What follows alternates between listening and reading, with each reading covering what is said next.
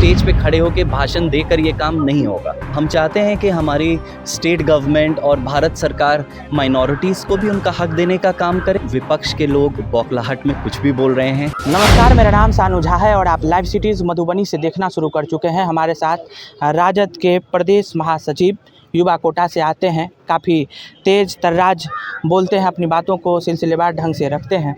सबसे पहले live cities में बहुत बहुत स्वागत। बहुत बहुत धन्यवाद आपका। जी, आज महिला प्रकोष्ठ की आप लोगों ने बैठक किया है, या फिर कह सकते हैं कि एक नया कदम बढ़ाया है राजद के कुनबा को और बड़ा करने के लिए। महिला शक्ति बंधन अधिनियम केंद्र सरकार लेकर के आती है और आप लोग अभी भी इसको जुमलेबाजी का ही शिकार कह रहे हैं। देखिए, सबसे पहले आपके चैनल के माध्यम से मैं सराहना करना चाहूँगा हमारे नेता माननीय श्री तेजस्वी प्रसाद यादव जी का, कि उन्होंने एक विज़न के तौर पर, उनके विज़न को आप देखिए कि उन्होंने महिला संगठन को सशक्त करने के लिए ज़मीन पर काम उन्होंने शुरू किया है। उन्होंने कोई भी आबादी जिसे हर कोई निगलेक्ट कर रहा था, आज उसे उन्हें मुख्य धारा से जोड़ने का काम हमारी पार्टी और हमारे जिला अध्यक्ष के नेतृत्व में हमारे ज़िला में हम लोग कर रहे हैं और ये होते हुए हम लोग देख रहे हैं। पूरे देश में तो मोदी जी ने भी तो आरक्षण देकर के इन्हें मुख्य धारा में ही जुड़ने का काम किया है।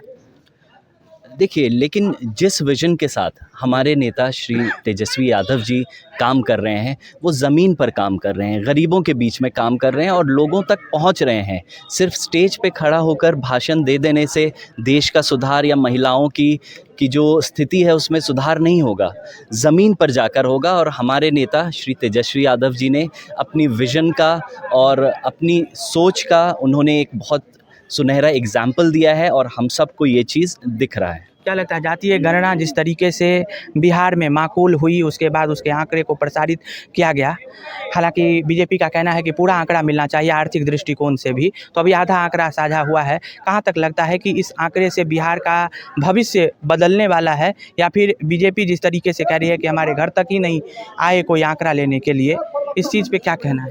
देखिए, ये बात राजद, बीजेपी या कांग्रेस की नहीं है, उससे बहुत ऊपर की बात है ये, और बहुत बड़ी बात है ये। इस देश के आम नागरिक की जो ज़रूरतें हैं, जो उनके चैलेंजेस हैं, ये उनकी बात है। तो हमारी पार्टी और हम लोग मिलकर इस काम को अंजाम दे रहे हैं और चाह रहे हैं कि हमारी देश की जो महिलाएं हैं उनको हम आवाज़ देने का काम करें, उनकी समस्याओं का समाधान निकालने का हम काम करें और गांव-गांव जाकर हम ये काम करें। किसी स्टेज पे खड़े होकर भाषण देकर ये काम नहीं होगा। तो जातीय गणना से फ़ायदा होने वाला है बिहार को? मेरे आकलन से, मेरी समझ से, ये मेरी पर्सनल राय है, मुझे लगता है इससे जो दबे कुचले लोग हैं, जिन्हें हज़ारों सालों से दबाया जा रहा है, कुचला जा रहा है, पिछड़ा बना के रखा जा रहा है, उनको ज़रूर इस चीज़ का फ़ायदा मिलेगा। आप मुस्लिम कौम से आते हैं, ये मैं किसी तरह से जातिवाद और क्षेत्रवाद और धर्मवाद नहीं कर रहा हूँ। जो बीजेपी के नेता हैं उनका कहना है कि अब भारत जो है वो हिंदुस्तान ना होकर के मुगलिस्तान की तरफ बढ़ेगा, क्योंकि 17.77% का आंकड़ा में इजात हुआ है मुस्लिम कौम का इस जातीय गणना पर। बिल्कुल, हम एक माइनॉरिटी कम्युनिटी है इस देश में, ये बात किसी से नहीं छिपी है और हम चाहते हैं कि हमारी स्टेट गवर्नमेंट और भारत सरकार माइनॉरिटीज़ को भी उनका हक देने का काम करे और महिलाओं को भी उनका हक देने का तो काम क्या करे। हिंदुस्तान से मुगलिस्तान हो जाएगा, नीरज बबलू कह रहे हैं? देखिए, किन्हीं की सोच हो सकती है, उनकी अपनी राय होगी। मेरा मानना है कि हिंदुस्तान की यही तो खूबसूरती है, अनेकताओं में एकता, ये सबसे बड़ी खूबसूरती है हमारे कल्चर की। मेरा तो यही मानना है। क्या लगता है आपको कि मंत्रिमंडल को बर्खास्त होना चाहिए या फिर मंत्रिमंडल यही रहना चाहिए? क्योंकि मांझी जी कह रहे हैं अगर जातीय गणना की पक्षधर अगर महागठबंधन है, इंडिया वाले हैं, तो जिसकी जितनी संख्या भारी उसकी उतनी जिम्मेदारी।